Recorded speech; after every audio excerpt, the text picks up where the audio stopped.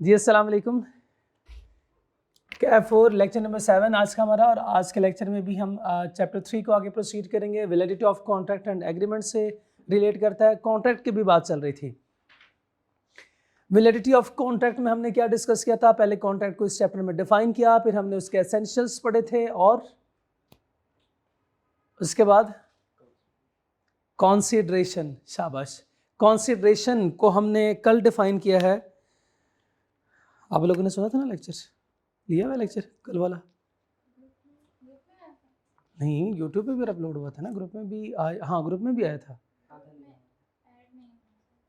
Group में add नहीं हुए तो आज करवा लें। ठीक है, आज एडमिशन ऑफिस से करवा लें। आधा सुना है आपने, और वो बाकी आधा कब सुनना है? शाबाश। आधा कितनी देर का लेक्चर था? 50 मिनट का तो लेक्चर था। अच्छा, कितना आधा किया आपने? 20-25 मिनट। हाँ, जो शुरू में मैंने आपको चीज़ें बताई थी वो आप समझ आ गई थी। बस अगर वो डेफिनेशन आपको समझ आ गया और कुछ 3-4 आपको एसेंशियल समझ आ गए शुरू वाले, तो इसका मतलब यह है कि बाकी आप हमारे साथ चल सकते हैं, कोई प्रॉब्लम नहीं। चलें, आपको पता है हमारी तो आदत है कि हम पहले क्या करते हैं, पिछला सारा रिवाइज करते हैं, उसके बाद फिर हम न्यू कॉन्सेप्ट पढ़ेंगे। तो प्रीवियस लेक्चर में हमने क्या डिस्कस किया था? कॉन्सिडरेशन को हमने डिफाइन किया था। जी, कॉन्सिडरेशन को डिफाइन करें, बताएं क्या है कॉन्सिडरेशन? क्या है कॉन्सिडरेशन? कॉन्सिडरेशन कहते हैं बदले में कुछ देना, मीन्स कि समथिंग इन रिटर्न। बिल्कुल ऐसे ही है, something in return is consideration. लेकिन डेफिनेशन इसकी ये नहीं थी। डेफिनेशन ये नहीं थी। डेफिनेशन क्या थी इसकी? कि जब एक पार्टी हमारे लिए कोई काम करती है तो बदले में हमने कुछ देना है, तो इसको कहते हैं कॉन्सिडरेशन। या हमने किसी के वादा फुलफिल करना है, किसी के लिए कुछ काम करना है, कोई एक्ट करना है, दिस इज व्हाट कॉन्सिडरेशन।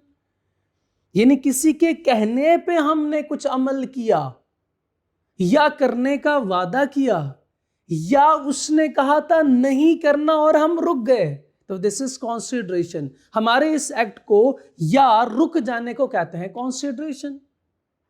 ठीक है, ये कॉन्सिडरेशन थी ना? शाबाश। वही बाइक वाली example. Mister A mister B को बाइक बेचता है, और मिस्टर बी बदले में क्या करता है? पैसे पे करेगा ना। तो ये ए और ये बी, ए ने क्या किया? बाइक ट्रांसफर की, और बी क्या करता है? कैश ट्रांसफर करता है। बताएं कि ये ए ने जो एक्ट किया है ये क्या है? ये जो है ये क्या है? ये कॉन्सिडरेशन है। क्या ये? कॉन्सिडरेशन। बाइक का ट्रांसफर करना, बाइक मींस के वो काम करना जिसके लिए हमने ये वादा किया था। और बी ये क्या है? ये भी कॉन्सिडरेशन है। ये भी कॉन्सिडरेशन है। तो ये एक एग्रीमेंट में दो दो कॉन्सिडरेशंस होते हैं। अच्छा देखिएगा, अब ये जो बाइक है ये किसके लिए कॉन्सिडरेशन है? कैश के अगेंस्ट कॉन्सिडरेशन है। और ये 50,000 किसके अगेंस्ट कॉन्सिडरेशन है? बाइक के अगेंस्ट कॉन्सिडरेशन है। बाइक के अगेंस्ट कॉन्सिडरेशन है। हमने पढ़ा कि फॉर एग्जांपल बाइक मैंने ले ली है पर कैश कोई नहीं दिया। बाइक मैंने ले ली है पर कैश कोई नहीं दिया, यानी कॉन्सिडरेशन नहीं है। तो जब कॉन्सिडरेशन नहीं है तो एग्रीमेंट होगा? तो जब एग्रीमेंट नहीं होगा तो कॉन्ट्रैक्ट हो सकता है? इसका मतलब यहां से हमने एक रूल डिराइव किया है कि अगर कॉन्सिडरेशन नहीं है, नो कॉन्सिडरेशन, शाबाश, नो कॉन्सिडरेशन, तो एग्रीमेंट नहीं है। तो जब एग्रीमेंट नहीं है तो कॉन्ट्रैक्ट होगा? नहीं हो सकता। अगर कॉन्सिडरेशन नहीं है तो कॉन्ट्रैक्ट नहीं हो सकता।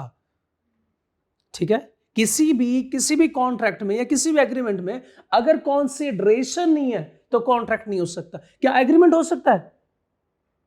एग्रीमेंट हो सकता है? नहीं हो सकता। कॉन्ट्रैक्ट हो सकता है? नहीं हो सकता। नहीं हो सकता। ठीक है, ये जनरल रूल है। और आपको पता है लॉ में अक्सर एक्सेप्शंस भी होते हैं। लॉ सख्त है पर इतना भी नहीं है। लॉ के स्ट्रिक्ट रूल्स हैं पर इतने भी स्ट्रिक्ट रूल्स नहीं है। तो ये रूल नहीं भूलना आपने। With exceptions. तो एक्सेप्शंस जो है वो हमारा आज का टॉपिक है। आज के टॉपिक में हम एक्सेप्शन पढ़ेंगे। अच्छा, इस डेफिनेशन में जो खास बातें थी, वो खास बातें इस डेफिनेशन की आप लोगों ने याद रखनी है। वो क्या है कि something given in return, something given in, बदले में कुछ होना चाहिए, समथिंग गिवन इन रिटर्न। और क्या होगा? अच्छा, एक बात और जो कल भी मैंने आपसे पूछा था, कंसीडरेशन का उसी वक्त पे होना जरूरी है ना? पे करना या रिसीव करना वो जरूरी होता है ना? फिर बाद में भी कर सकते हैं। बाद में कब? यानी इसका मतलब यह है कि हम करने का वादा भी कर सकते हैं, कॉन्सेशन पे करने का वादा भी कर सकते हैं। हाँ, तो कंसीडरेशन के लिए शर्त नहीं है कि अभी दो मुझे पैसे, अभी हो भी सकते हैं और नहीं भी हो सकते, नहीं भी हो सकते। तो यहां से हमने एसेंशियल्स में भी एक कॉन्सेप्ट पढ़ा था, वो कौन सा था? जिसमें हम फ्यूचर में पे करने का वादा करते हैं। नो, फ्यूचर में पे करने का वादा कंसीडरेशन में भी पास्ट, प्रेजेंट और फ्यूचर। यानी कंसीडरेशन ये कि हम पैसे, हम कोई काम कर चुके हो, हम कोई काम कर चुके, जैसे आपने फीस ऑलरेडी पे की है ना, आप पे कर चुके हैं, आपकी तरफ से कंसीडरेशन पास्ट कंसीडरेशन है। अब बताएं क्या सर्विसेज ले लिया आपने? सर्विसेज ले लिया आपने? नहीं, सर्विसेज ली नहीं, सर्विसेज आपने लेनी आगे, साथ साथ जो है वो हम आपको ये ट्रांसफर कर रहे हैं। तो ये फ्यूचर कंसीडरेशन है, फ्यूचर कंसीडरेशन है। इलेक्ट्रिसिटी बिल की एग्जांपल थी, पहले आपने सर्विसेज ले ली हैं, तो ये पास्ट कंसीडरेशन। अब दूसरी तरफ से अगर देखें, पैसे आपने बाद में पे करने हैं, तो फ्यूचर कंसीडरेशन। आप जाते हैं नाश्ता खरीदते हैं, उसी वक्त पेमेंट करते हैं, वो आपको नाश्ता देता है और आप पैसे देते हो, ये क्या है? Present consideration. ठीक है, तो कंसीडरेशन पास्ट की भी हो सकती है, प्रेजेंट की भी हो सकती है और फ्यूचर कंसीडरेशन भी हो सकती है। ओके, एक जो बड़ी बात और थी इसमें वो ये थी, consideration it must be done it, शाबाश, at the request of promisor. ये प्रोमिसर की रिक्वेस्ट पे होगा, at the desire, at the request of promisor. अगर प्रोमिसर ने नहीं कहा, अगर प्रोमिसर ने नहीं कहा, तो क्या प्रोमिसी खुद से कोई काम कर सकता है? प्रोमिसी खुद से काम नहीं कर सकता। अच्छा, प्रोमिसी ने कोई काम कर लिया, प्रोमिसर को पता ही नहीं था, तो ये कंसीडरेशन वैलिड कंसीडरेशन होगी? कंसीडरेशन वैलिड कंसीडरेशन नहीं होगी। एग्जाम्पल? जी भाई, एग्जाम्पल। हाँ, एग्जाम्पल तो डेफिनेशन में तो ये सारी बातें हमने कल पढ़ी थी, एग्जाम्पल है। हाँ, बचा, डूबने वाले को हमने बचाया, बाद में हमने उसे कहा पैसे दो, कहता कौन से पैसे? भाई मैंने बचाया है आपको, डूबने से बचाया, मैंने थोड़ी कहा था, मैंने थोड़ी कहा था मुझे बचाओ। ये क्या है? पास्ट कंसीडरेशन है। क्या ये? Past consideration. शाबाश। दूसरी एग्जांपल,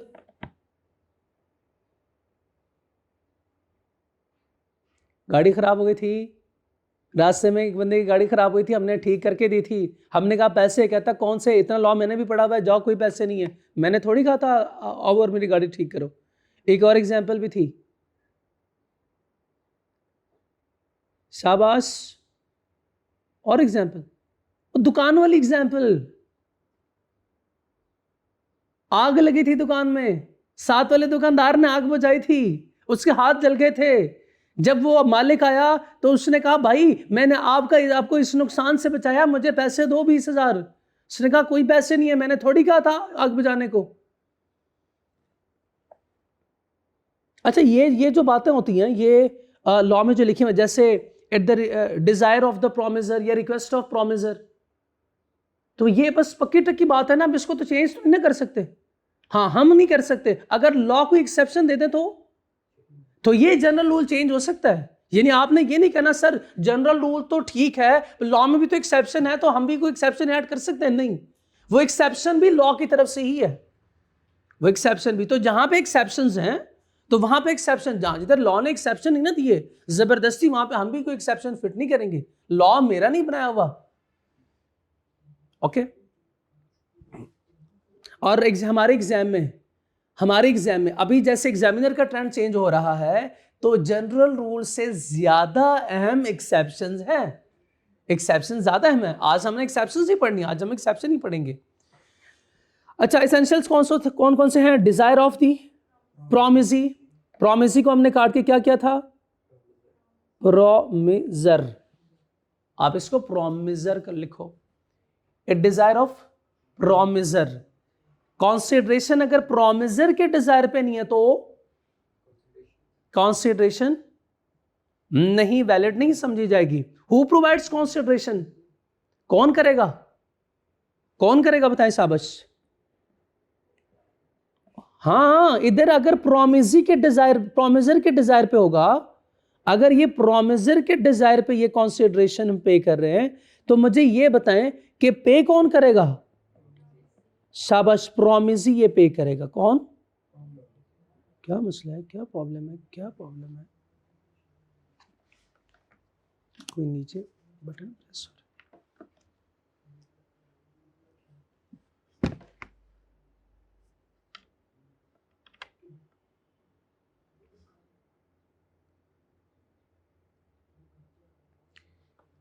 पॉज कीजिएगा। अच्छा, हु प्रोवाइड कॉन्सिडरेशन? कौन करेगा? शाबाश, प्रोमिसी और एनी अदर पर्सन, और एनी अदर पर्सन। एग्जाम्पल देखो, मैं आपसे जनरल रूल नहीं पूछूंगा, मैं आपसे रूल नहीं पूछूंगा, मैं रूल की एग्जाम्पल पूछूंगा आपसे। हाँ, दुकानदार से आटे का कहा था, उसका मुलाजिम ले आया आटा, और हमने, दुकानदार ने जब हमसे कहा पैसे दो, मैंने कहा कौन से पैसे? कहता वो जो आटा भेजा था, मैंने आटा दिया था आपको। मैंने कहा आपने थोड़ी दिया था, वो तो आपका मुलाजिम लाया था ना, मैं आपको थोड़ी पैसे दूंगा, मैं तो मुलाजिम को पैसे दूंगा। बताए शाबाश, हमने, हमारा कॉन्ट्रैक्ट किसके साथ होता है? मुलाजिम के साथ नहीं, दुकानदार के साथ होता है। तो यहां पे वो खुद भी कर सकता है या उसके बिहाफ पे कोई दूसरा बंदा भी ये एक्ट कर सकता है। बिल्कुल ठीक है, शाबाश। दूसरी एग्जांपल, टीचर वाली एग्जांपल थी। शाबाश, मैं आप आता हूं, मैं पढ़ाता हूं, मेरे साथ आपका कोई एग्रीमेंट हुआ था? पैसे मुझे आपने पे की नहीं ना किए, तो मैं क्यों पढ़ाऊं आपको? हाँ, मैं भी पढ़ा सकता, कॉलेज वाले भी कर सकते हैं, लेकिन मैं कॉलेज वालों के बिहाफ पे कर सकता हूं ये।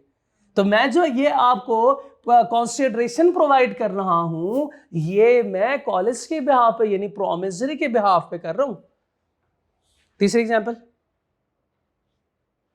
स्टेशनरी वाली एग्जांपल। बच्चा गया था स्टेशनरी शॉप, स्टेशनरी खरीदता है, पैसे बाबा दे देंगे। बाबा से हमने कहा पैसे, कहता है मैंने थोड़ी खरीदी है, जाओ जिसने खरीदी है स्टेशनरी उससे ले लो। तो ये तीन एग्जांपल याद रहेगी। Timing of consideration, present, past, future, तीनों हो सकते हैं। Okay, consideration of value. Value क्या होनी चाहिए कंसीडरेशन में? कुछ भी हो, ना भी हो तो भी चलेगा ना, ना भी हो तो भी नहीं चलेगा, यानी कंसीडरेशन का होना जरूरी है। कंसीडरेशन का इक्वल होना जरूरी है कि नहीं? देख लें, अब मुश्किल सवाल पूछूंगा फिर आपसे। सवाल सुने, सवाल सुने। सवाल यह है कि कॉन्ट्रैक्ट में लिखा हुआ था कि 1000 रुपए देंगे। कॉन्ट्रैक्ट में क्या लिखा हुआ था? 1000 रुपए पे करना पड़ेगा। हमने 200 रुपए पे किए, तो ठीक है ना। ये तो क्या है कि जैसे यहां पे लिखा हुआ है, सेलिंग 1 लाख वाली चीज फॉर 1000 इज वैलिड। तो कॉन्ट्रैक्ट में लिखा हुआ था 1000, हमने पे किया 200 रुपया, 200 भी तो वैल्यू है ना।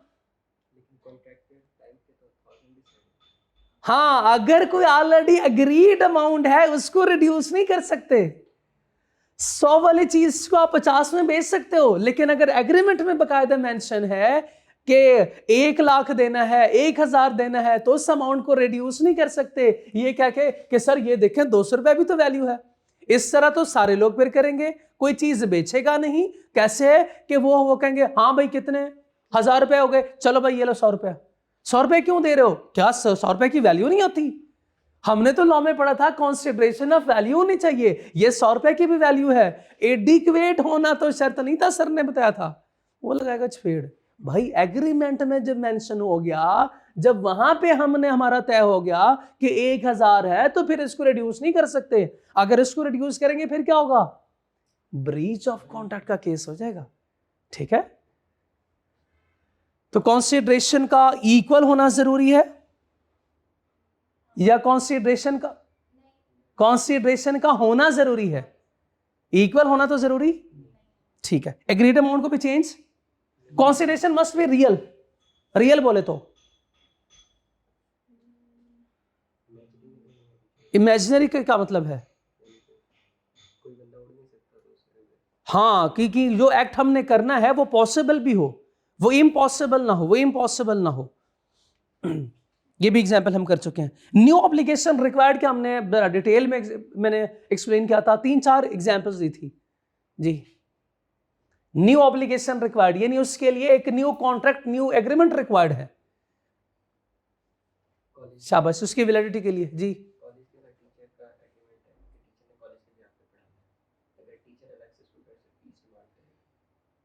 हाँ, टीचर जो है वो अलग से स्टूडेंट से फीस डिमांड करता है। जैसे फॉर एग्जांपल मुझे बताएं कि मेरा काम क्या है, पढ़ाना, उसके लिए मुझे कौन पे करता है? आप लोग नहीं, कॉलेज वाले पे करते हैं। जैसे मैंने एग्जांपल दी थी, मैंने आपको कॉन्सेप्ट दिया, आपने कहा सर मैं अगर पास हो गया ना तो मैं आपको बदले में एक सूट गिफ्ट करूंगा। मैं कहा यार इससे अच्छी बात क्या हो सकती है, अच्छी बात क्या हो सकती है? बताएं क्या ये वैलिड कंसीडरेशन है? ये वैलिड कंसीडरेशन है? मैंने आपको पढ़ाया, आप मुझे सूट देते हैं, क्या मैं अगर बात भी नहीं देते तो मैं क्लेम कर सकता हूं? क्यों नहीं कर सकता? आप लोगों ने वादा किया है, प्रॉमिस टू डू। हाँ, वो इस चीज के बदले नहीं है, क्योंकि I was already bound to teach you, मैं ऑलरेडी बाउंड हूं आपको पढ़ाने की। अच्छा, एग्जाम्पल दूसरी थी, फायर फाइटर का काम क्या होता है? आग बुझाना। आग बुझाने के पैसे ले सकता है वो आपसे? नहीं ले सकता। अगर वो आपको आग बुझाता है, पैसे ले रिक्वायर करता है आपसे, तो आप पे करेंगे? या वो आता है और कहता है भाई पैसे दोगे तो आग बुझाऊंगा, पैसे दोगे तो आग बुझाऊंगा?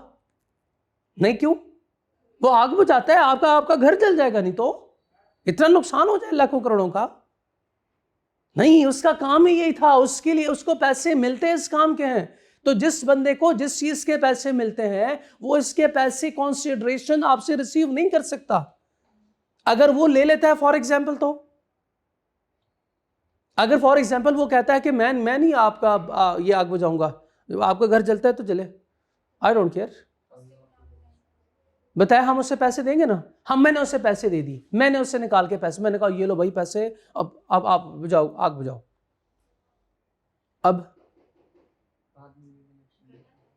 गलत है ना कंसीडरेशन, उससे ऐसा नहीं करना चाहिए था। बताया मैं क्या कोर्ट जा सकता हूं? मेरे पास ऑप्शन है ना, क्या कहूंगा कोर्ट जाके? हाँ, रोऊंगा पिटूंगा उधर, मैं कहूंगा कि इसने मेरे से इजाफी पैसे लिए हैं, जिस काम के लिए बाउंड था उसने वो उस काम के मेरे से पैसे लिए। लॉ कहता हाँ बिल्कुल उसे ऐसा नहीं करना चाहिए था, because he was already legally bound to do. अगर अ प्रॉमिस टू डू, फिर वादा करता है, कहता है मुझे पैसे दो, लॉ कहता है it is not valid consideration, तो क्या मैं वो पैसे रीइंबर्स करवा सकता हूं? यस, बिल्कुल रिकवर करवा सकता हूं। Consideration must be lawful. Lawful से मुराद जो लॉ में लिखा हुआ है कि ये चीजें ठीक है उसके मुताबिक हो, कोई अनलॉफुल एक्टिविटी या अनलॉफुल ऑब्जेक्ट ना हो उसमें। ठीक है, कोई ऑब्जेक्ट जो है वो अनलॉफुल ना हो। ठीक है, अगर कोई इलीगल एक्ट है, एग्रीमेंट इज, तो वॉइड एग्रीमेंट क्या कॉन्ट्रैक्ट बन सकता है? क्या वॉइड एग्रीमेंट कोई अच्छे कॉन्ट्रैक्ट या वैलिड कॉन्ट्रैक्ट को कॉन्स्टिट्यूट करता है? नहीं, एग्रीमेंट वॉइड तो कॉन्ट्रैक्ट तो कभी बन ही नहीं सकता। तो वैलिड कॉन्ट्रैक्ट के लिए क्या शर्त है? Consideration must be lawful. ठीक है, अच्छा, अब नेक्स्ट हमने पढ़ने हैं, यानी आज का जो हमारा टॉपिक है वो है exception to the rule. Exception to the rule. Rule क्या है? No consideration, no contract. Exceptions का मतलब यह है कि वो सारे केसेस जिसमें कंसीडरेशन तो नहीं होगी, जिसमें कंसीडरेशन नहीं होगी, कॉन्ट्रैक्ट फिर भी वैलिड होगा। यानी exception equals to no consideration, no consideration is equal to valid contract. ये क्या है? ये एक्सेप्शन है, ये एक्सेप्शन है, ठीक है, ये एक्सेप्शन है। अब हमें बात समझ आई? कंफ्यूज तो नहीं करेंगे इसको? ठीक है। No consideration equals to valid contract. बताएं शाबाश, ये क्या है? These are exceptions. अब वो एक्सेप्शंस की एग्जांपल दे रहा है, वन बाय वन देखेंगे। नॉर्मली इसने लिखा हुआ है normally no consideration equals to no contract. Sir हमें ये पता है, but the law allows, but the law allows, law allow करता है भाई, मैं नहीं कर रहा, ये लॉ में लिखा हुआ है, ये लॉ में लिखा हुआ है नो कॉन्सिडरेशन नो कॉन्ट्रैक्ट। लेकिन यहां पे हमें क्या करता है, एक ग्रीन सिग्नल दे रहा है, कहता है law allows these exception. In situation में क्या होगा, कॉन्सिडरेशन नहीं भी है फिर भी आप वैलिड कॉन्ट्रैक्ट कर सकते हो, वैलिड कॉन्ट्रैक्ट कर सकते हो। मैंने कहा बताओ वो कौन सी है? कहता है पहली एग्जांपल सुन लो। पहली एग्जांपल क्या है? Natural love and affection. क्या? Natural love and affection. Love and affection नहीं लिखा हुआ, नेचुरल लव लिखा हुआ है। नेचुरल लव किसे कहते हैं? नेचुरल लव जो कुदरती तौर पे हो। कुदरती तौर पे बताएं शाबाश, किन के दरमियान नेचुरल लव होता है? भाई बहन के दरमियान, वालदैन और बच्चों का, ये नेचुरल लव है कि नहीं? और भी लॉ ने बहुत सारे, जैसे फॉर एग्जांपल फुप्पो है, जैसे खाला है, जैसे अंकल चाचू है, जैसे जैसे सास ससुर है, ये सारे नेचुरल लव के केसेस हैं। हाँ, ये तो ज्यादा ही है ना, सास ससुर का तो स्पेशल लव है। Husband wife no natural love, ठीक है, तो वो भी नेचुरल लव एंड अफेक्शन की ये सारी एग्जांपल है, ठीक है। अच्छा, नेचुरल लव एंड अफेक्शन के केस में अगर वो कहता है कॉन्सिडरेशन नहीं है, यानी अगर भाई बहन के आपस में कोई कॉन्ट्रैक्ट हुआ, कोई एग्रीमेंट हुआ, उसमें कोई कॉन्सिडरेशन नहीं है, तो लॉ कहता है कोई मसला नहीं है। कोई मसला नहीं है से क्या मुराद है? कॉन्ट्रैक्ट फिर भी वैलिड होगा, बस, ठीक है ना, कॉन्ट्रैक्ट फिर भी वैलिड होगा। नहीं नहीं नहीं नहीं नहीं नहीं, लॉ ने कहा है कि इसके लिए 4 कंडीशंस हैं, इसके लिए 4 कंडीशंस हैं। यानी ये है तो सही example, natural love and affection के केस में कॉन्सिडरेशन नहीं है, कॉन्ट्रैक्ट फिर भी वैलिड होगा, लेकिन 4 बातों का फुलफिल होना जरूरी है। वो 4 बातें कौन सी है वो देखें, वो 4 चीजें कौन सी है। कहता है there must be a close relation, close relatives होने चाहिए, वो मेड ड्यू टू, यानी ये डिपेंडेंट हो on love and affection. Number 3, कैसे होने चाहिए? ये रिटन में होने चाहिए कॉन्ट्रैक्ट। एंड नंबर 4, ये कॉन्ट्रैक्ट क्या होने चाहिए?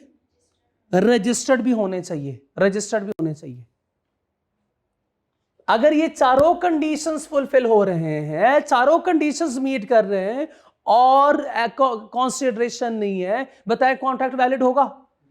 यस, बिल्कुल कॉन्ट्रैक्ट वैलिड होगा। वालिद साहब अपने बेटे से बेटा आपने मेरी बहुत खिदमत की, आपने बड़ी खिदमत की, तो ये जो मॉडल टाउन में हमारा बंगला है ना, ये मैं आपके नाम करता हूं, ये मैं आपको दूंगा। बताएं बाप और बेटा नेचुरल लव एंड अफेक्शन है? नेचुरल लव एंड अफेक्शन है। क्लोज रिलेटिव्स भी हैं ये? यस, क्लोज रिलेटिव भी हैं। ये जो कॉन्ट्रैक्ट हो रहा है on the basis of love या अफेक्शन हो रहा है? यस, बिल्कुल है। अब बाद में अगर वालिद साहब नहीं देते तो क्या वो क्लेम कर सकता है लीगली? हाँ, अगर रिटन और रजिस्टर्ड भी है, रिटन और रजिस्टर्ड भी है, यानी बेटा इतना होशियार है कि जैसे वालिद साहब ने ये बात की, उसने फौरन से पेन और पेज निकाला और ये लिख के दे देना, मुझे भूल जाएगा फिर, ये कौन से वाले, हमारी तो माशाल्लाह बहुत जायदाद है, मुझे जरा लिख दें ताकि मुझे पता हो, और नीचे साइन भी कर दें, जाके आप रजिस्टर करवा लोगे, जाके रजिस्टर भी करवा लें। तो अगर ये चारों कंडीशंस मीट हो रहे हैं तो शाबाश, फिर वो क्लेम कर सकता है। बताएं शाबाश, वालिद साहब ने कहा कि सर देखे ना, इसने मुझे कुछ दिया ही नहीं बदले में, इसने तो मुझे बदले में कुछ दिया ही नहीं, तो इसलिए ये कॉन्ट्रैक्ट जो है वो वैलिड नहीं है। मैं क्यों इसको इतना कीमती इतना बड़ा घर दूं? मैं तो नहीं देता। बताएं लॉ क्या कहता है? नहीं, this is the case of natural love and affection. उस सूरत में अगर चारों कंडीशंस मीट हो रही हैं तो कंसीडरेशन ना होना भी, हाँ, उससे फर्क नहीं पड़ता, कॉन्ट्रैक्ट फिर भी वैलिड कॉन्ट्रैक्ट होगा। Uncle promising money verbally is not enforceable. कहता है अगर वर्बल सिर्फ है ना तो ये इनफोर्सेबल नहीं है। जैसे चाचा ने भतीजे से वादा किया, कि अगर आपकी पहली पोजीशन आती है, आप लॉ का पेपर फर्स्ट अटेम्प्ट में क्लियर करते हो ना, तो मैं आपको बाइक गिफ्ट करूंगा। अब ये बड़ा खुश, लॉ का पेपर पास हो गया। अब ये जाता है अंकल के पास, अंकल देखें मेरा लॉ का पेपर अल्हम्दुलिल्लाह पास हो गया। अब आपने वादा किया था आप बाइक गिफ्ट करेंगे, तो मुझे दे, सॉरी, आप मुझे बाइक लेके देंगे, तो आप बाइक लेके दें। क्या वो मुकर सकता है? क्या अंकल मुकर सकते हैं? क्यों? कंसीडरेशन क्या होना जरूरी है इसमें? हाँ, क्या मुझे बताएं शाबाश, क्या वो क्लोज रिलेटिव्स नहीं है दोनों? नहीं है, तो फिर तो अगर क्लोज रिलेटिव हैं तो पहली कंडीशन मीट हो गई, तो बस ठीक है ना, फिर क्या प्रॉब्लम है? क्लोज रिलेटिव्स तो है, और लव एंड अफेक्शन भी है यार। 50% भी हो तो भी चलेगा। आई क्या 50 पे पास कर देता है, अभी कर दो। हाँ, लॉ है, जो लॉ ने लिख दिया सो जो कह दिया। अब आप चेंज कर सकते हो नहीं, ये चारों कंडीशंस। हाँ, अगर ये आपने रजिस्टर रिटर्न में करवा लिया था और रजिस्टर्ड भी है तब ये वैलिड है, अदरवाइज वैलिड नहीं है। बात समझ आ गई हमें? चलो फिर सुनो एक और केस सुनो। मियां बीवी के दरमियान अक्सर ना प्यार मोहब्बत तो है वैसे, लेकिन आजकल जरा हालात खराब है, लड़ाई झगड़े ज्यादा हो रहे। अभी भी नाराज होकर चली गई घर। अब जब मियां मनाने जाता है तो घर वाले कहते हैं भाई अब वो बेगम डिमांड करने लगी है, अगर आप ये प्रॉपर्टी घर मेरे नाम करते हैं तो फिर मैं आपके साथ जाऊंगी, और महीने का मुझे आप इतने पैसे भी देंगे। अगले 6 महीने वो शोहर भी समझदार था, कहता है चलो ठीक है, आपकी सारी शर्तें मंजूर है, आप आ जाओ घर अभी, लेकिन मैं ट्रांसफर नहीं करूंगा, मैं 6 महीने बाद घर ट्रांसफर करूंगा। मैं देखता हूं अगर आपकी हरकतें सही हो गई हो तो फिर मैं ट्रांसफर करूंगा, अदरवाइज घर ट्रांसफर नहीं होगा। दोनों में लड़ाई झगड़े थे, सेपरेशन हो गई, यानी वो छोड़ के चली गई। अब ये बाद में जाता है मनाने, तो वहां पे आगे वो शर्तें रखते हैं। ये कहता है सारी शर्तें मुझे मंजूर है, पर घर अभी मैं आपके नाम ना ट्रांसफर नहीं करूंगा, मैं पहले एवेल्युएट करूंगा, अगर आप मेरे से नहीं लड़ेंगे, सुकून से रहने देंगे, तो फिर जो है वो मैं आपको घर ट्रांसफर करूंगा। हाँ, महीने का जो है वो मैं आपको हर महीने दे दिया करूंगा खर्चा। उसने कहा चलो ठीक है। 6 महीने बाद शौहर ने कहा कोई घर नहीं है। अब बताएं,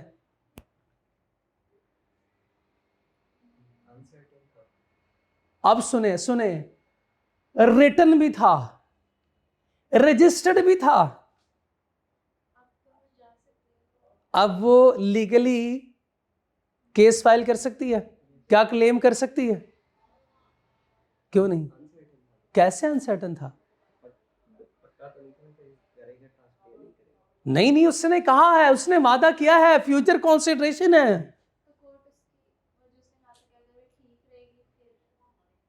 नहीं तो ठीक, तो उसने कह दिया भाई मैं देखूंगा, कोर्ट ने थोड़ी देखना है। बताएं शाबाश। हाँ, वो ठीक रही।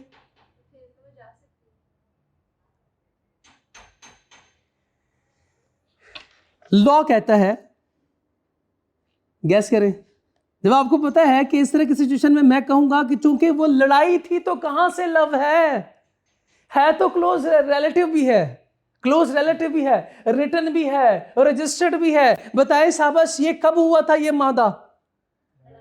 ये लड़ाई में हुआ था, तो ये लव है? नो, वो तो एट द टाइम ऑफ मैंने वैसे इसका नाम वॉर दिया, लेकिन लव तो नहीं है ना, तो फिर लव के केस में अगर था तो फिर ठीक है, यानी ये कंडीशन फुलफिल नहीं हो रहा तो वो कॉन्ट्रैक्ट वैलिड कॉन्ट्रैक्ट, यानी वो इनफोर्स लीगली। हाँ, क्योंकि इसमें लड़ाई है। एक सवाल में, बहुत पुराना सवाल है, ICAP ने सवाल पूछा और कहता है कि दो मुल्कों के दरमियान, जैसे पाकिस्तान और इंडिया के दरमियान कूल्ड वॉर है, क्या है? इट्स सी कोल्ड वॉर, ठीक है, ओके। अब बताएं सब इस कॉन्ट्रैक्ट।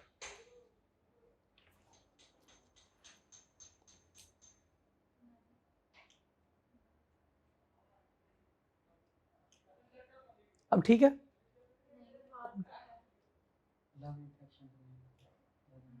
अच्छा मुझे एक बात बताएं, कभी आप लोगों ने ऐसे देखा है, कभी आप लोगों ने देखा है कि ऐसे लड़ाई हो रही हो, भाई इधर करना जरा कैमरा, हा हा हा हा हा हा हा हा, ऐसे कभी लड़ाई देखी आप लोगों ने?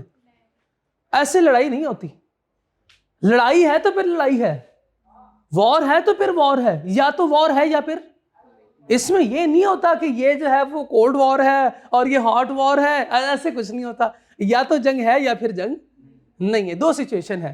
तो सिचुएशन अगर इस तरह वो नाम चेंज कर दें तो आपने कंफ्यूज नहीं होना कि अच्छा ये तो कोल्ड है, इसका मतलब ये है तो ये ठंड पड़ गई, कोई मसला नहीं है ना। वॉर है तो फिर वॉर है, तो ये चारों कंडीशंस का फुलफिल होना जरूरी जरूरी जरूरी है। बात समझ आ गई? बात समझ आ गई? अच्छा,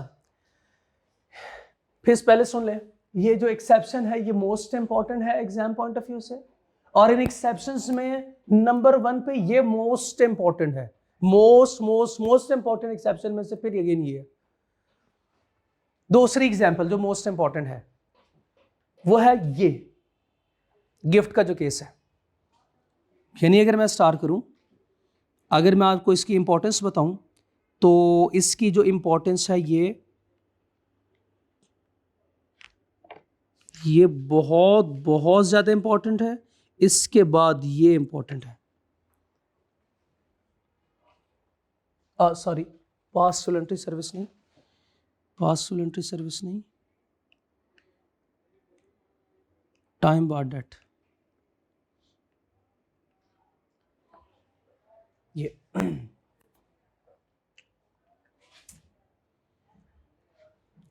मोस्ट इंपॉर्टेंट वाले पहले पढ़ते हैं। Number 4 gift.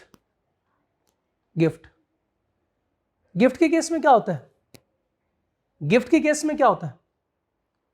आप किसी से कुछ एक्सपेक्ट करते हैं, बदले में आप किसी से कुछ एक्सपेक्ट करते हैं? बताएं साहब, जब आप किसी को तोहफा देते हैं, नहीं, सिर्फ दुआएं शायद एक्सपेक्ट करते होंगे। दुआएं कॉन्सिडरेशन, नो कॉन्सिडरेशन। तो गिफ्ट के केस में कॉन्सिडरेशन नहीं है, तो कॉन्सिडरेशन नहीं है तो ये तो नहीं होगा contract.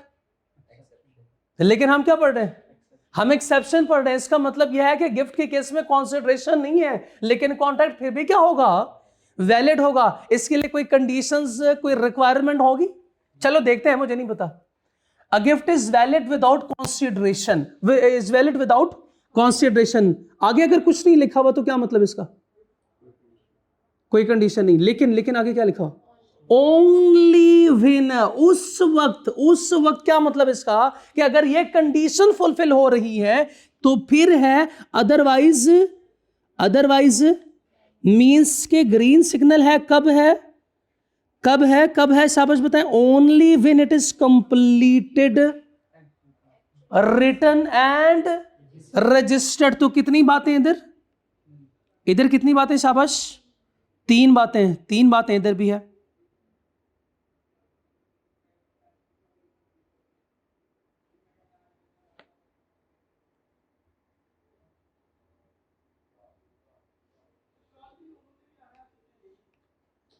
Number 1 completed, number 2 written, number 3 registered. अगर तीनों में कोई एक भी मिसिंग हो तो क्या नहीं हो सकता? वैलिड कॉन्ट्रैक्ट नहीं हो सकता। अब सुने, अब पता है आप क्या करेंगे?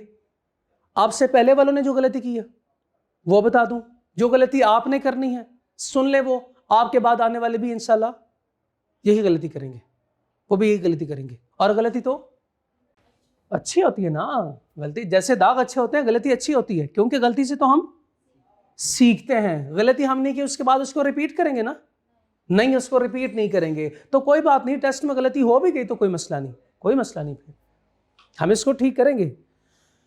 अब सुने केस, सुने पहले केस ये है कि चाचा भतीजे को बाइक गिफ्ट करते हैं और ट्रांसफर करते हैं, ठीक है। आपने मुझे बताना है केस ये वाला है या ये है। चाचा और भतीजा है, चाचा और मैंने पहले बताया नेचुरल लव भी है, क्लोज रिलेटिव्स हैं दोनों। एक लफ्ज देख के मुझे बताएं कि ये इस तरह के जो केसेस होंगे ये इधर फॉल कर रहे होंगे और इस नेचर का जो केस होगा वो उधर फॉल कर रहा होगा। बताएं साबस। ट्रांसफर्ड की वजह से कर चुके हैं, उधर वादा था, उधर सारी एग्जांपल्स जो मैंने दी हैं वो वादा था, अब फ्यूचर में ये करेंगे, ऐसे होगा। इधर है कंप्लीटेड। तो केस स्टडी में अगर आपने पहचानना कैसे है, मैंने पहले बताया था कि इस तरह के केस स्टडी को आप मिक्स करेंगे और बस एक लफ्ज की वजह से केस स्टडी चेंज हो गई, एक लफ्ज की वजह से आपका आंसर चेंज हो गया, आप पेपर बहुत अच्छा करके आए, मार्क्स नहीं मिले आपको। क्यों? वजह क्या? क्योंकि आपने जो लिखा वो गलत नहीं था, उसने जो पूछा वो नहीं लिखे आए आप। तो उसने कहा था सिनेरियो में इन दोनों के सिनेरियो बिल्कुल एग्जैक्टली एक जैसे होंगे, एक लफ्ज का फर्क होगा, वो क्या होगा? हाँ, अब यहां पे बाइक ट्रांसफर्ड, वो नहीं कहेगा bike is a gift transferred, नहीं, बाइक ट्रांसफर्ड, यहां पे property transferred.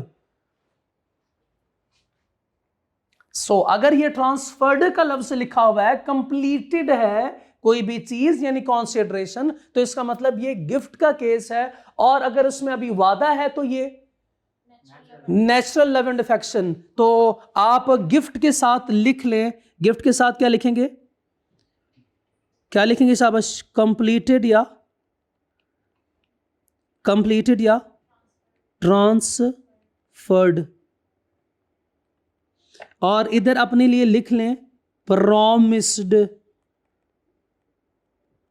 Case study tip I है, ये प्रॉमिस्ड है, इधर कंप्लीटेड या ट्रांसफर्ड है, तो दोनों में फर्क है ना? शाबाश। एक मुश्किल लफ्ज है DEED, डीड। डीड को अंडरलाइन करके एग्रीमेंट लिख सकते हैं आप। डीड किसे कहते हैं? एग्रीमेंट को डीड कहते हैं, एग्रीमेंट को। एग्रीमेंट नजर नहीं आ रहा।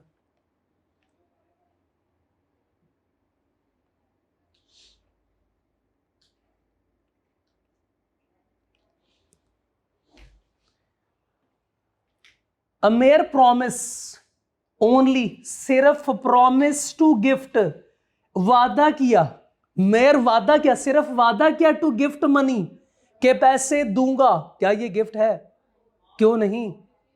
हाँ, क्योंकि ये प्रॉमिस है, गिफ्ट के लिए तो ट्रांसफर्ड, ये कंप्लीटेड होना शर्त है। Is not enforceable unless it becomes a completed gift और लव एंड अफेक्शन कंडीशन, और लव एंड अफेक्शन कंडीशन, ठीक है। तो अगर प्रॉमिस्ड है तो सीधा इधर है, फॉल करेगा, कंप्लीटेड है तो गिफ्ट के केस में आएगा, ठीक है। अब तो नहीं कंफ्यूज होंगे आपके सर इसको हमने क्लासिफाई करना है, तो सर ये बताएं कि नेचुरल लव एंड अफेक्शन का केस है या गिफ्ट का केस है? शाबाश, वेल डन, वेल डन। ये दो बातें क्लियर, ठीक है। Compensation for past voluntary services, past voluntary services. Example याद है आपको वो डूबने वाले की एग्जाम्पल? उसको हमने बचाया था, हमने उसको बचा लिया। बाद में जब हमने उससे पैसे क्लेम किए तो उस वक्त तो सर आपने बताया था कि ये वैलिड कंसिडरेशन नहीं है, क्योंकि वो कंसिडरेशन कौन सी थी? पास्ट कंसिडरेशन थी, तो पास्ट कंसिडरेशन तो वैलिड नहीं होती। होती है ना, तो फिर क्यों?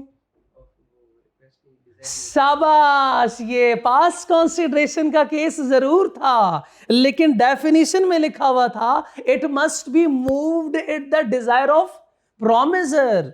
तो ये प्रोमिसर के डिजायर पे वो एक्ट नहीं किया था आपने। यहां पे लॉ कहता है पास्ट वॉलंटरी सर्विसेज है, उसकी कंपनसेशन का एग्रीमेंट आप कर रहे हैं। अब ये नहीं प्रोमिसर ये नहीं कह रहा मैंने थोड़ी कहा था मुझे बचाओ, मैंने थोड़ी कहा था। प्रोमिसर यहां पे खुद कहता है आपका बहुत शुक्रिया, आपने मुझे बचाया, आपने मेरी जान बचाई, आपने मुझे इस नुकसान से बचाया, मेरी दुकान नहीं तो जल जानी थी, आपने मुझे, मैं जल्दी में था, आपने मेरी गाड़ी मुझे ठीक कर दी, मैं अब आपको 10,000 रुपए इनाम दूंगा, अब मैं आपको 10,000 रुपए इनाम दूंगा। यह है compensation. A promise to pay for past voluntary services कौन से होते हैं?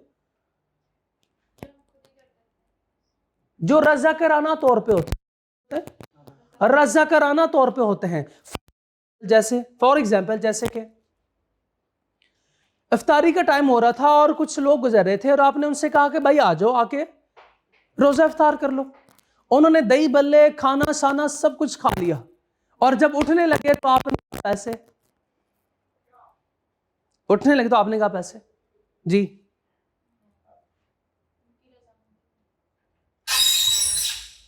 रजामंदी नहीं थी। किसकी रजामंदी रिक्वायर्ड है इसके लिए? प्रोमिसर की। तो एक तो, लेकिन बाद में अगर प्रोमिसर कहे कि आपका शुक्रिया, हमने तो वैसे भी आगे आगे चल के वो इफ्तारी करनी थी, तो वो पैसे हम आपको दे देते हैं, अब वादा हो गया। अब बताएं शाबाश। हाँ, पहले आप क्लेम नहीं कर सकते थे क्योंकि उसकी रजामंदी नहीं थी, उसकी रिक्वेस्ट पे आपने ये काम किया ही नहीं था। अब लॉ कहता है उसकी एक्सेप्शन सुनो। उसकी एक्सेप्शन यह है कि अगर वो खुद कह दे कि हम आपको पैसे देने के लिए तैयार है, तो this is a promise to pay for past voluntary help is returning someone's lost person letter being promised और रिवॉर्ड कैन बी इनफोर्सेबल। अब मैं वापस आपको चैप्टर 2 पे लेकर जाता हूं, जहां पे वो लॉस्ट कैट लेकर आया था, तो उसने कहा था मुझे वो रिवॉर्ड जो आपने अनाउंस किया था वो दो। तो बताएं उस वक्त हमने क्या कहा था? कोई पैसे नहीं है। क्यों नहीं है? क्योंकि ऑफर का आपको पता नहीं था। तो अगर नॉलेजेबल पार्टी होती तो फिर इसको रिवॉर्ड मिलना था, लेकिन ये इसको तो पता ही नहीं था। लेकिन अगर वो कहें कि चलो मैं फिर भी आपको कंपनसेट करूंगा, फिर बताएं शाबाश, फिर ये वैलिड है, फिर ये कॉन्ट्रैक्ट ठीक है, फिर ये कॉन्ट्रैक्ट ठीक है। तो बताएं शाबाश, ये कॉन्ट्रैक्ट पास्ट वॉलंटरी सर्विस का, तो हमने कहा था ये तो इनवैलिड होता है, ये तो इनवैलिड होता है। बताएं शाबाश, ये वैलिड कब बनता है? शाबाश, व्हेन अ प्रॉमिस टू पे हो, व्हेन अ प्रॉमिस टू पे हो, जब आपने खुद वादा किया हो। किस लिए? पास्ट वॉलंटरी सर्विस के लिए। तो अगर पास्ट वॉलंटरी सर्विसेज के लिए वादा किया गया तो अब ये वैलिड है। क्लियर हो गई बात?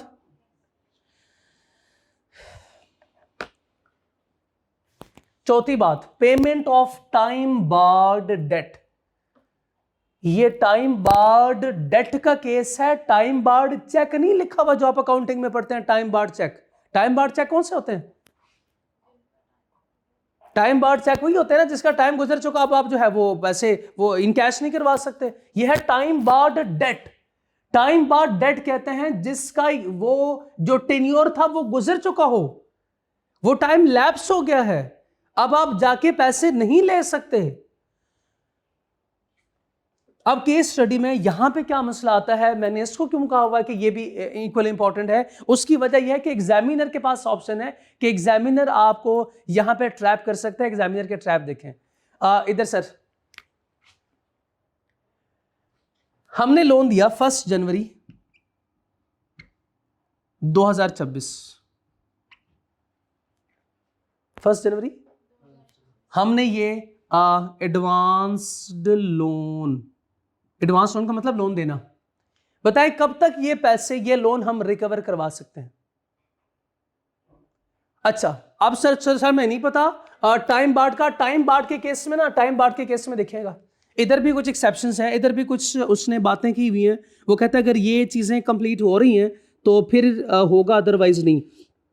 तो मैंने पूछा कौन सी बातें हैं, तो कहता है कि अगर तो रिटर्न में हो, साइंड हो, तो फिर होगा।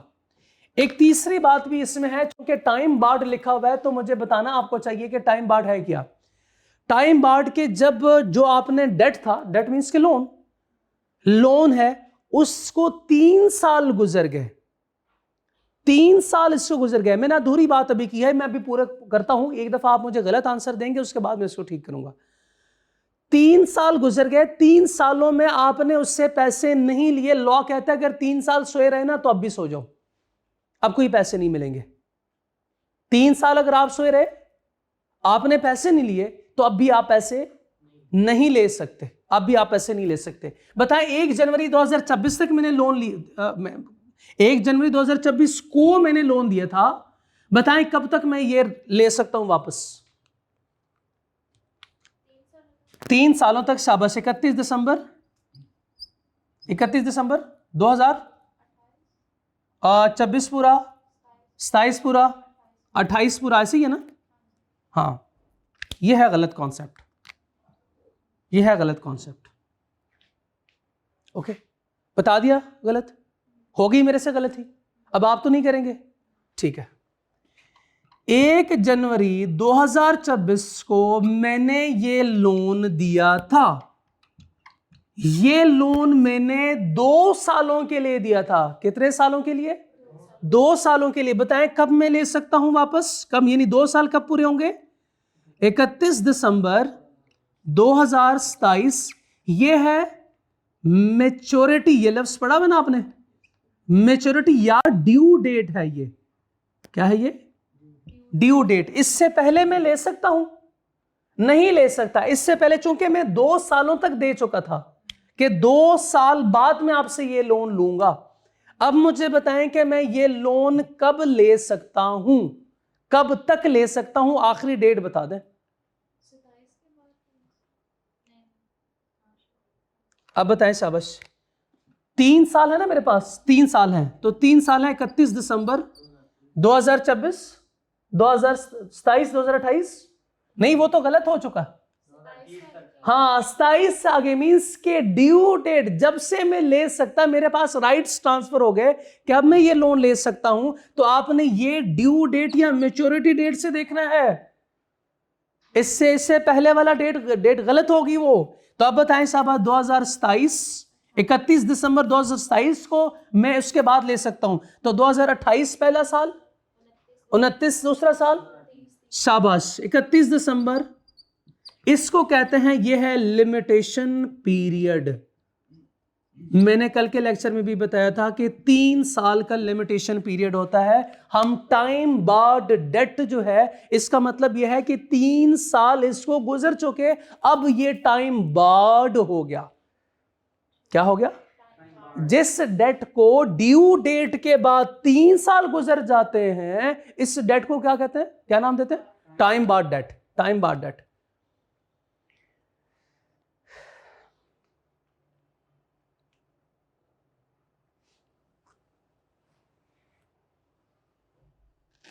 बताएं, अब आपके पास राइट्स हैं।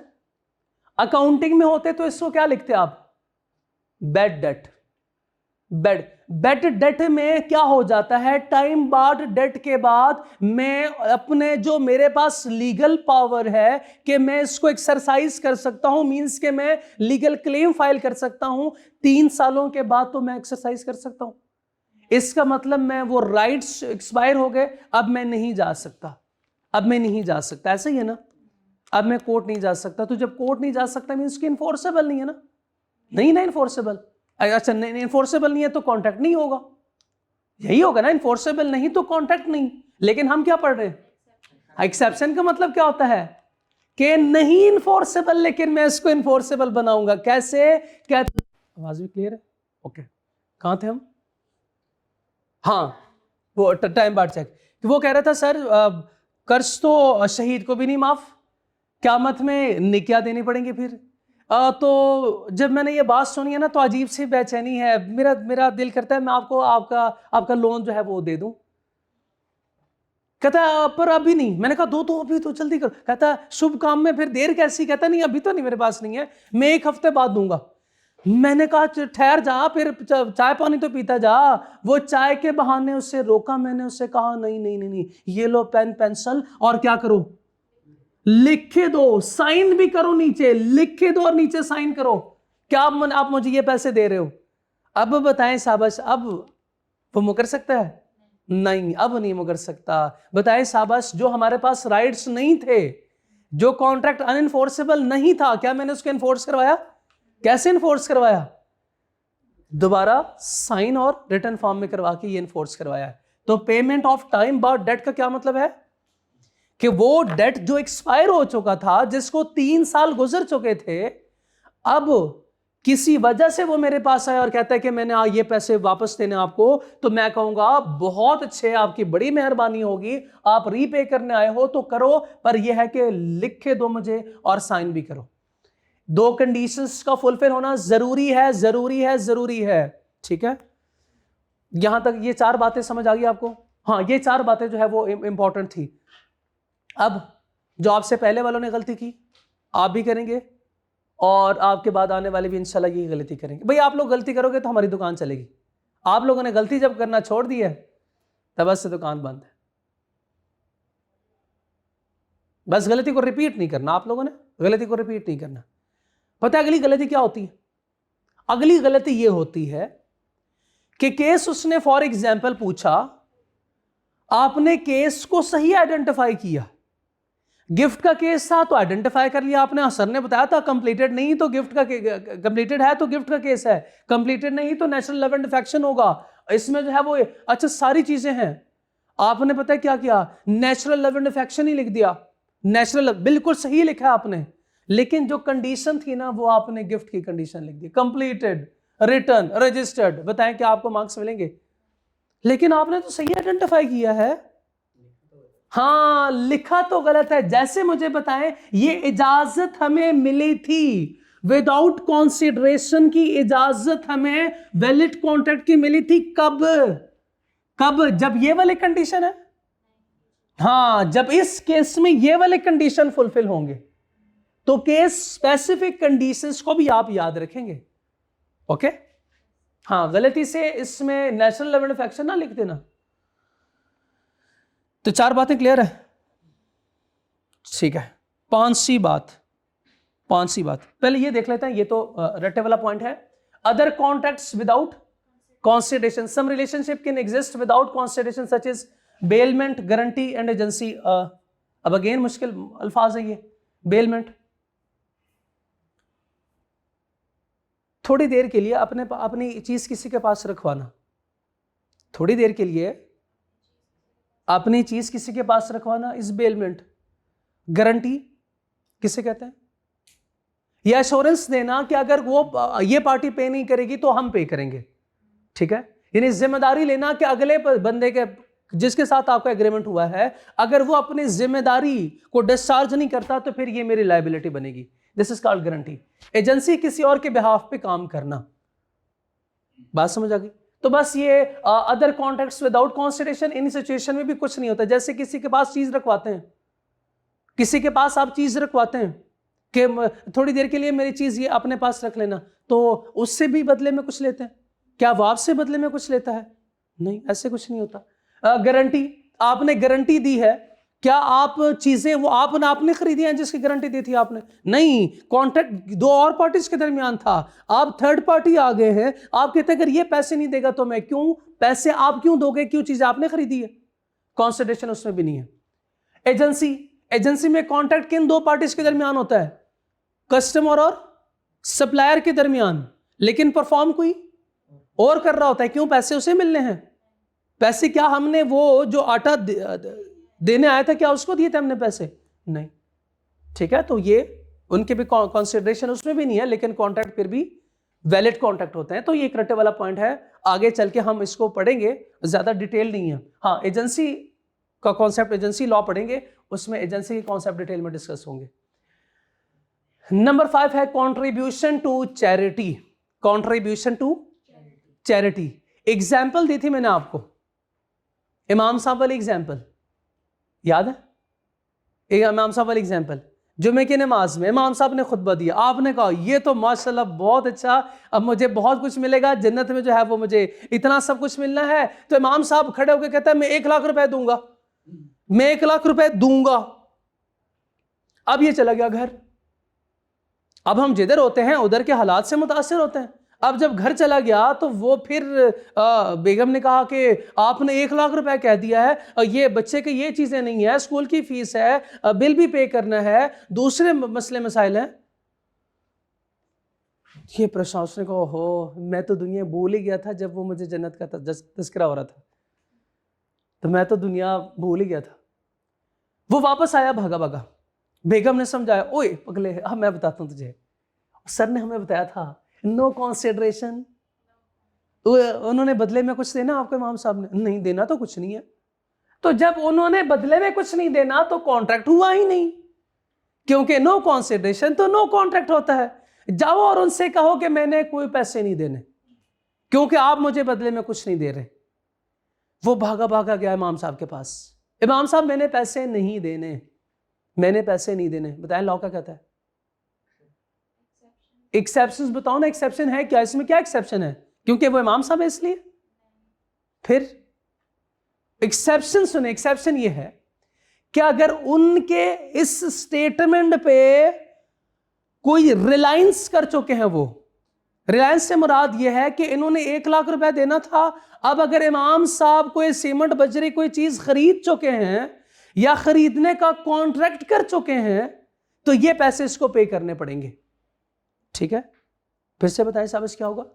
अगर इनके इस बात पे स्टेटमेंट पे इमाम साहब कोई चीज खरीद चुके हैं या खरीदने का वादा कॉन्ट्रैक्ट कर चुके हैं, तो अब इसको पैसे पे करने पड़ेंगे। अब ये वो नहीं कह सकता कि ये तो इसमें कॉन्सिडरेशन पे नहीं कर रहे तो कोई कॉन्ट्रैक्ट नहीं होगा।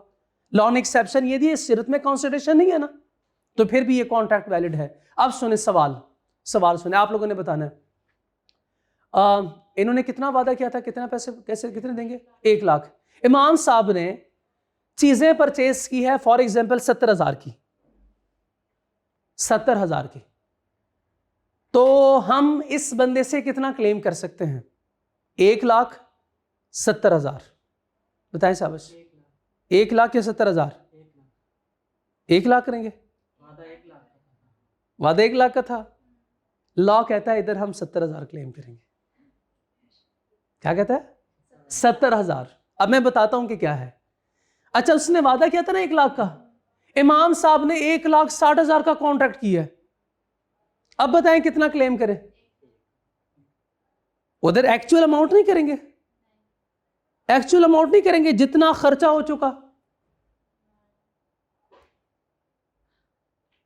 जी 1 लाख या 1,60,000?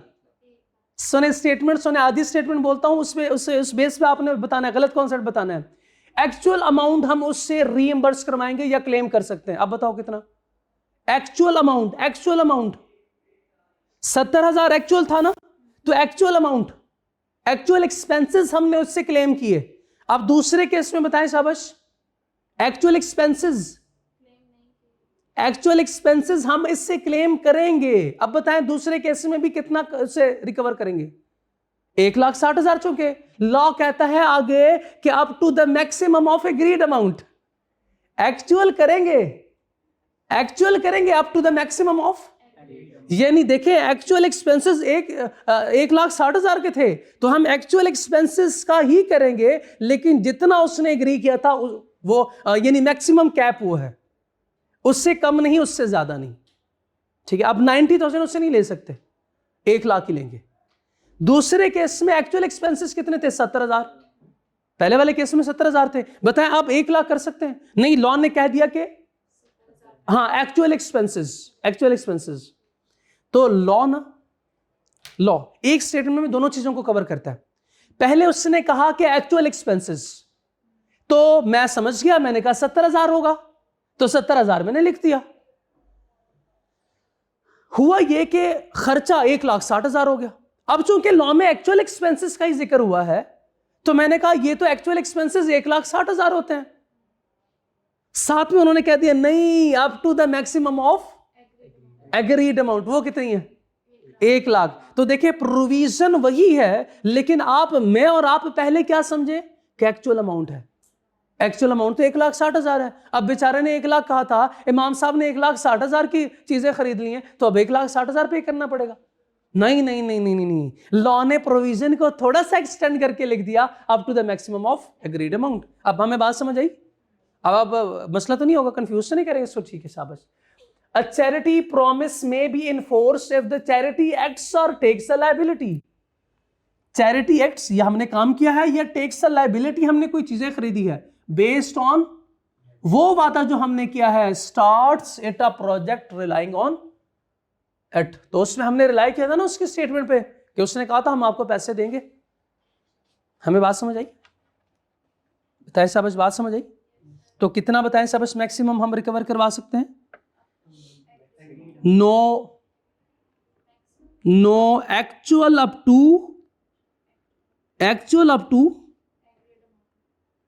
Agreed amount. Actual up to. अब एक्चुअल अप टू का मतलब क्या है? एक्चुअल अप टू का मतलब क्या है शाबाश? Actual up to agreed.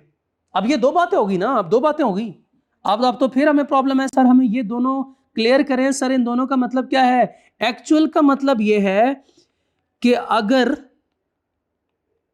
Promised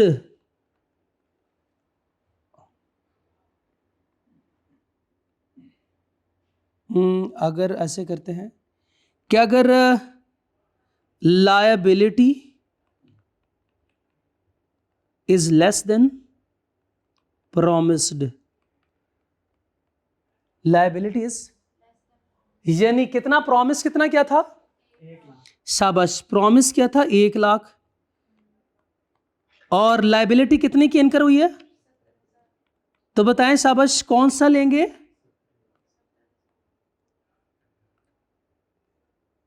O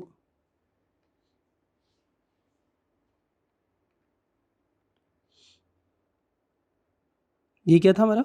liability थी, ये लायबिलिटी थी। अब ये वाला हम क्लेम कर सकते हैं, ऐसे ही है ना? ये वाला हम लेंगे, ये तो नहीं ले सकते। क्यों नहीं?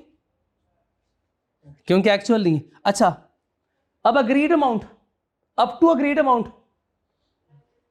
शाबाश। अब अगर क्या है? Liability is greater than promised, तो इस सूरत में बताएं, लायबिलिटी है 1,00,000 और प्रॉमिस इज 1,00,000, तो अब मैक्सिमम कितना?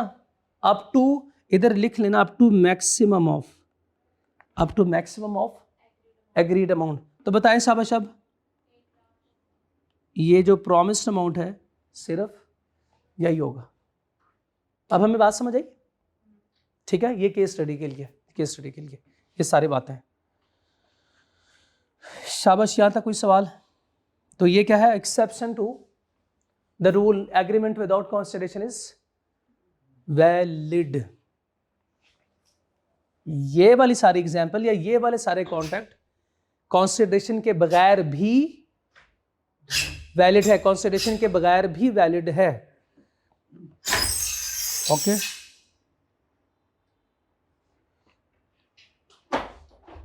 नहीं क्या, अभी छोड़ देना, फिर पॉज कीजिएगा। अपने एग्जाम्पल नोट कर रहे हैं आप लोग साथ साथ? शाबाश, गुड। मैं भी अपनी एग्जाम्पल्स नोट कर लूँ।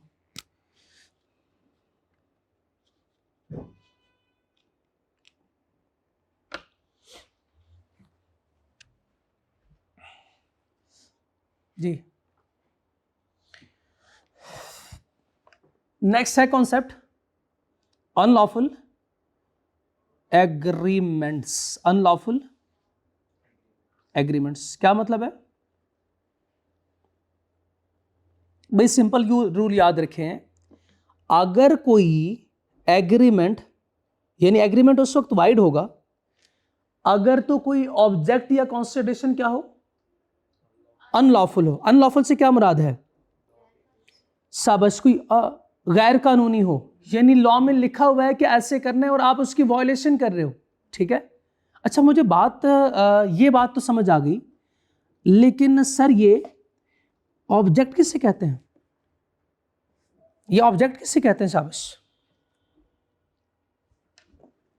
जी, शाबाश। कोई मकसद, कोई पर्पस, शाबाश। कोई पर्पस या मकसद। और कॉन्सिडरेशन, ये कॉन्सिडरेशन चीज है, ये कॉन्सिडरेशन क्या है? चीज है। ये नहीं बदले में जो मुझे मिलेगा वो यही है, बदले में दिया गया कुछ भी हो, ये मैं कह रहा हूं चीज। अब पैसे भी चीज हैं और फिजिकल आइटम्स भी चीज हैं, सर्विसेज भी ये हो सकते हैं, तो चीज या सर्विसेज, बस बदले में जो कुछ भी मिलना है, बदले में जो कुछ भी मिलना है। अब सर्विसेज कैसे अनलॉफुल हो सकते हैं? सर्विसेज कैसे अनलॉफुल हो सकते हैं? बताएं, एग्जांपल दी थी मैं पहले, ऑलरेडी दे चुका हूं एग्जांपल। किसी को आपने पैसे दिए हैं, किसी को आपने पैसे दिए हैं, जैसे फॉर एग्जांपल ए पैसे देता है बी को। अभी ना करें, अभी ऐसे ना करें ना, अभी आप ऐसे ना करें ना। 10,000 बताएं शाबाश, ये लॉफुल है? पैसे लॉफुल है 10,000? हाँ बिल्कुल है। किस लिए दिए थे? कि बदले में उसने कॉन्सिडरेशन क्या पे करनी है? हाँ, मिस्टर सी की पिटाई करनी थी, मिस्टर सी की पिटाई करनी थी। तो अब बताएं साहब, क्या ये जो कॉन्सिडरेशन है, ये जो इसने काम करना है, ये वाला काम, ये वाला जो काम है, ये वैलिड है? ये लॉफुल है? क्यों लॉफुल नहीं है? लॉ ने मना किया, वैसे कैसे किसी की पिटाई कर सकते हैं भाई, ऐसे कैसे किसी की पिटाई कर सकते हैं? तो ये जो कॉन्सिडरेशन है, ये जो कॉन्सिडरेशन वो पे कर रहा है, यानी मिस्टर सी को मारने का काम, ये वैलिड है? नो। चलो मिस्टर सी को मार नहीं रहा, लेकिन हम उसकी प्रॉपर्टी को जला रहे हैं। अब क्या मसला? चलो प्रॉपर्टी को नहीं जला रहे, प्रॉपर्टी को नहीं, उसके हमने ऐसे किया कि उसकी गाड़ी में, उसकी बाइक के टैंकी में हमने पेट्रोल की जगह पे हमने पानी डाल दिया या रेत डाल देते हैं, ठीक है, ताकि उससे प्रॉब्लम हो आगे। लॉ मना करता है, ऐसे किसी प्रॉपर्टी को डैमेज नहीं ना कर सकते, हम किसी की प्रॉपर्टी को डैमेज नहीं कर सकते। उसके पास जाके ना हमने बड़े जो हॉर्न होते हैं ना वो बजाते हैं ताकि उसका त्राह निकल जाए जी। किसी भी तरह, चाहे फिजिकल हो, चाहे मेंटल हो, चाहे इमोशनल हो, आप किसी को डैमेज, किसी को प्रेशराइज नहीं कर सकते। तो ये कॉन्सिडरेशन जो हम बदले में पे कर रहे हैं, ये कॉन्सिडरेशन क्या है? ये जो कॉन्सिडरेशन है, बताएं शाबाश, ये वैलिड है? ये जो कॉन्सिडरेशन है, ये वैलिड है? ये कॉन्सिडरेशन वैलिड नहीं है। तो जब वैलिड नहीं है तो अनलॉफुल है, शाबाश, अनलॉफुल है। ऑब्जेक्ट कैसे अनलॉफुल हो सकता है? ऑब्जेक्ट कैसे अनलॉफुल, मकसद कैसे हमारा अनलॉफुल हो सकता है? अच्छा चीज तो आपको बताए, चीज तो आप बता देंगे, चीज तो आप बता देंगे, ये तो आपके लिए आसान है। चीजें अनलॉफुल क्या हो सकती है?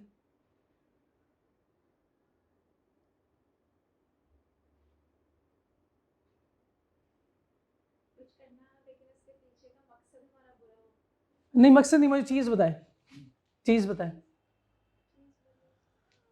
चीज है स्मगल्ड आइटम्स हो, चोरी की हो, जैसे एग्जांपल दी थी चर्स हो, बिल्कुल ठीक है, ठीक है, हाँ हाँ जी साहब, बिल्कुल ठीक है, बिल्कुल ठीक है। ओके, मकसद बताएं, पर्पस।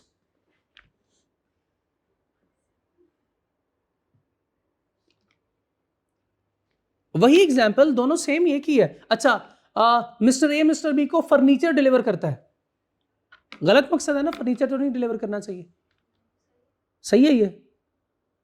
अच्छा मिस्टर ए ने बी से कहा कि मिस्टर सी की शॉप जला दो, तो अब मकसद जो है वो उसको नुकसान पहुंचाना है, तो ये मकसद जो है वो वैलिड है कि नहीं?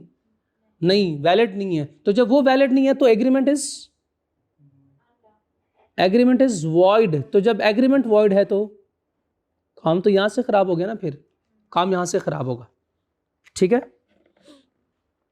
ऑब्जेक्ट या consideration is unlawful in following cases. तो ये सारे सिचुएशन, ये केसेस बता रहे हैं कि जिसमें ऑब्जेक्ट या कंसिडरेशन क्या है, अनलॉफुल है। तो जब ये सारे केसेस सिचुएशंस होंगे, बताएं क्या यहां से आगे कॉन्ट्रैक्ट हो सकता है? क्यों नहीं हो सकता? एग्रीमेंट ही अनलॉफुल है, एग्रीमेंट ही अनलॉफुल है। ये तो पहली ही दिन हमने पढ़ा था कि अगर अनलॉफुल हो तो वो कॉन्ट्रैक्ट पनिशेबल बाय लॉ। क्या होता है पनिशेबल बाय लॉ?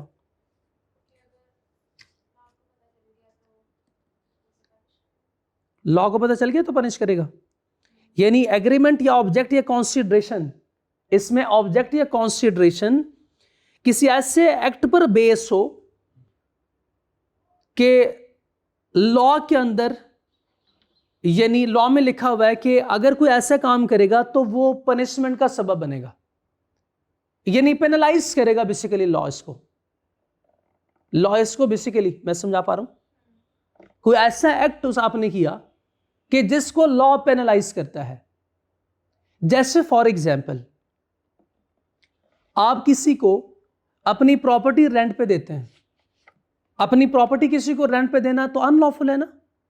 ये लॉफुल है। आपने प्रॉपर्टी रेंट पे दी रहने के लिए नहीं, गैम्बलिंग के लिए।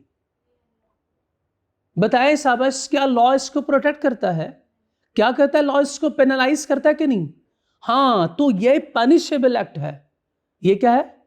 पनिशेबल है ये एक्ट। अब हमें बात समझ आई?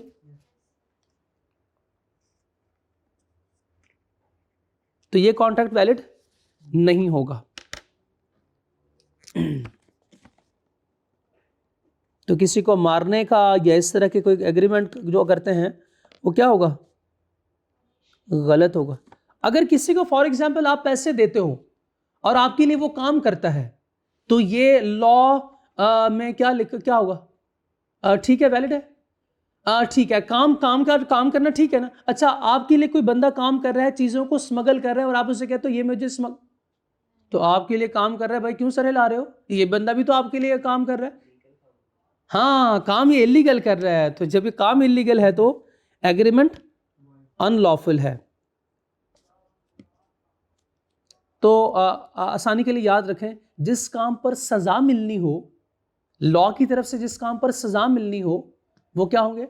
अनलॉफुल होते हैं। शाबाश, वो अनलॉफुल होते हैं। या किसी दूसरे पर्सन को इंजरी, फिजिकल इंजरी या फाइनेंशियल या लीगल कोई डैमेज ये पहुंचाना हमारा मकसद हो, तो वो भी अनलॉफुल हो सकता है। बिल्कुल ठीक है। तो अगर फिजिकल, इमोशनल, फाइनेंशियल या लीगली इसको नुकसान पहुंचाना हमारा मकसद हो, तो ये भी अनलॉफुल है। ये भी क्या है? ठीक है। एग्जाम्पल दे सकते हैं? यही वाली। शाबाश, कोई दूसरी एग्जाम्पल भी दे दें। चलो, ये तो प्रॉपर्टी को डैमेज कर रहे हैं। कोई फाइनेंशियल?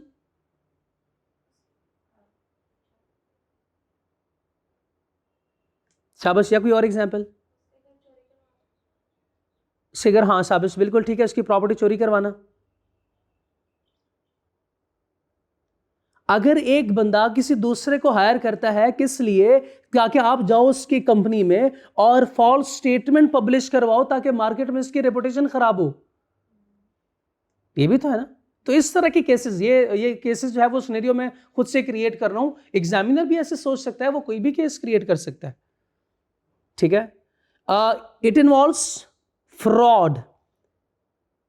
तो बताए शाबाश, जो एग्रीमेंट फ्रॉड पर बेस्ड हो या फ्रॉड कमिट करने के लिए हो, तो वो लॉफुल होते हैं। वो लॉफुल होते हैं क्या? शाबाश, एग्जाम्पल? किसी को चीट करना, डिसीव करना या डिसऑनेस्ट तरीके से इसको धोखा देना, जिसमें आपका मकसद ही इसको डिसीव करना था, इसको नुकसान पहुंचाना था अपना फायदा करके। तो बताएं, ये भी क्या है? अनलॉफुल है। अनलॉफुल है। यह defeat the purpose of law. कि लॉ में तो ये लिखा हुआ है ना, ये तो नहीं लिखा हुआ। लॉ में ये लिखा हुआ, ये तो नहीं ना लिखा हुआ। लॉ में ये लिखा हुआ है कि फॉर एग्जाम्पल कॉन्सिडरेशन जो है वो रियल होनी चाहिए, या सॉरी, लॉ में लिखा हुआ है ना कॉन्सिडरेशन होनी चाहिए। तो कॉन्सिडरेशन तो है, चर्च भी कॉन्सिडरेशन नहीं है क्या? वो भी तो कंसीडरेशन है, वो भी तो रियल होने चाहिए। फिर लॉ ने कहा है ना सर्टन, मैं 1 लाख रुपए का चर्च दे रहा हूं, तो सर्टिनिटी तो है 1 लाख रुपए है, मैं कौन सा छुपा रहा हूं। हाँ, तो आप लॉ को ऐसे नहीं कि आप लॉ को डिफीट करो, यानी लॉ में कोई आप जहां पे कोई गैप है आपको नजर आ रहा है, आप वो काम करते हो जो लॉ के अगेंस्ट है, लॉ फिर भी आपको माफ नहीं करता। ठीक है,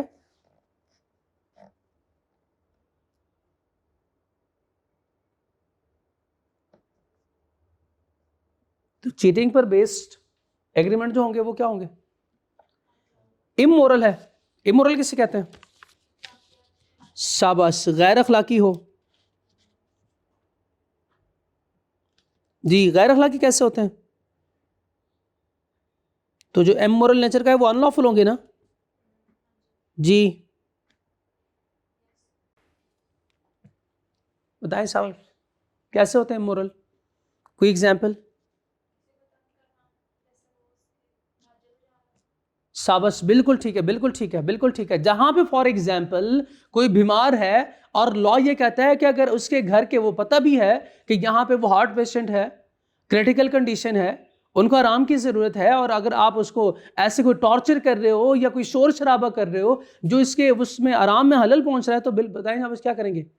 लॉ कहता है ना ना ना ऐसे नहीं करना, ये अनलॉफुल है, ये अनलॉफुल, ऐसा कोई काम नहीं कर सकते। ये सब सिचुएशन है ना, ये हम सिचुएशन डिस्कस कर रहे हैं। अगर आप कहते हैं तो हम केस भी बना सकते हैं, केस भी बना सकते हैं हम। तो ऐसा कोई काम आप कर रहे हैं जो इमोरल प्रैक्टिस को प्रमोट कर रहा हो, इमोरल प्रैक्टिस को प्रमोट कर रहा हो। एग्जाम्पल बताएं शाबाश, अब बताएं। अब तो मैं आपको हिंट दे देता हूं, जैसे कोई इमोरल प्रैक्टिस की आप एग्जाम्पल दे सकते हैं।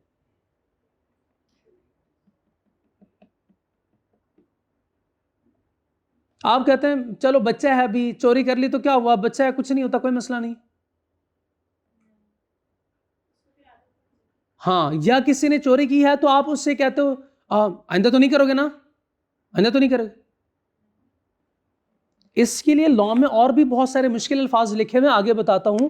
It is opposed to public policy. ये जो इमोरल है ना, ये पब्लिक पॉलिसी के अगेंस्ट है। Sir what is mean by public policy, पता नहीं मुझे, अभी आगे पढ़ेंगे। इसकी एग्जाम्पल लिखी हुई है, trading with in alien enemy. अब ये कौन होता है, स्टिफलिंग, क्रिमिनल प्रोसिक्यूशन, ओहो ये भी मुश्किल हो गया, sale of public office, marriage brokerage agreement, restraint of parental rights, restraint of personal liberty, agreement to create monopoly. ये 1 बाय 1 हम डिस्कस करेंगे, लेकिन आज के लेक्चर में नहीं। दहशत गर्दी यहां पे कहीं कहीं पे पता नहीं, देखे ना, खुद ही देखे। दहशत गर्दी बाकी तो ठीक है, पर इमोरल है, सिर्फ अखलाकी तौर पे ठीक नहीं है ना सिर्फ। फिर पनिशेबल बाय लॉ भी है, कॉजेस इंजरी टू अदर भी है। तो ये सारे मसले मसाइल हैं, वो तो बहुत बड़ा केस है, बहुत बड़ा केस है। दहशतगर्दी का एग्रीमेंट क्या कि भाई आप बम ब्लास्ट करोगे, उसने कहा कि मैं नहीं करूंगा, या उसने कहा कि उसने बाद में किया नहीं, तो आप जाके कोर्ट जाते हो, सर इससे कहा देखे ना, मैं इसने कहा था वो जाके ब्लास्ट करेंगे। ठीक है, तो मेरा ख्याल आज इतना काफ़ी है। कल के लेक्चर में हम एक छोटा सा कॉन्सेप्ट और भी है, status of partly unlawful agreement, तो ये भी डिस्कस करेंगे। इसमें ये होगा कि अगर एक पार्ट ऑफ द, जैसे पैसे भी थे और कुछ थोड़ा सा चर्च, थोड़ी सी चर्च भी, तो पैसे और चर्च चूंकि सेपरेबल है, तो आप इसको सेपरेट अगर कर सकते हैं तो पैसे तो इन्फोर्सेबल है, चर्च इन्फोर्सेबल नहीं है, क्योंकि वो क्या है, अनलॉफुल है, इलीगल है, वो इन्फोर्सेबल नहीं है। ये इधर हम डिस्कस करेंगे, ठीक है। और अगर ऐसे ही है जो जिसको आप सेपरेट नहीं कर सकते, अगर सेपरेट नहीं कर सकते तो शाबाश, पूरा ही खराब हो जाएगा, पूरा ही खराब हो जाएगा, पूरा ही वॉइड होगा फिर, ठीक है। ये कल हम डिस्कस करेंगे एग्जाम्पल के साथ। यहां तक कोई सवाल शाबाश। तो आज हमने क्या डिस्कस किया, एक्सेप्शंस हमने डिटेल में डिस्कस किया। मोस्ट इंपॉर्टेंट इस चैप्टर में से अगर मेरे से पूछे कि सर मोस्ट इंपॉर्टेंट कॉन्सेप्ट कौन सा है, तो कंसीडरेशन के एक्सेप्शंस, ठीक है, इसमें से वो केस स्टडी सेट करता है। बाकी सवाल तो है वो आपको पता है, पूरे चैप्टर में से भी आ सकता है। चलिए जी, आज का लेक्चर फिर हम खत्म करते हैं। अस्सलाम वालेकुम।